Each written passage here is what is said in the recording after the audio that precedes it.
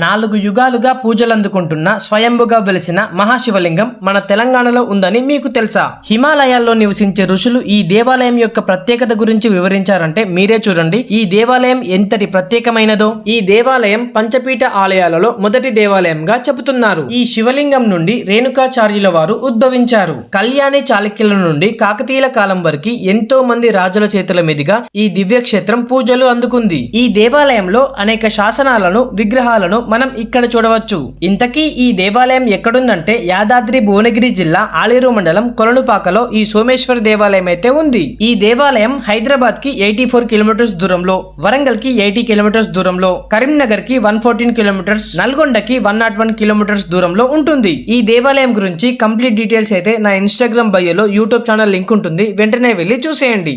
Okay friends, ఈ information ని మీ friends కి, రిలేటివ్స్ కి అందరికీ షేర్ చేయండి. ఈ వీడియో కనుక మీకు నచ్చితే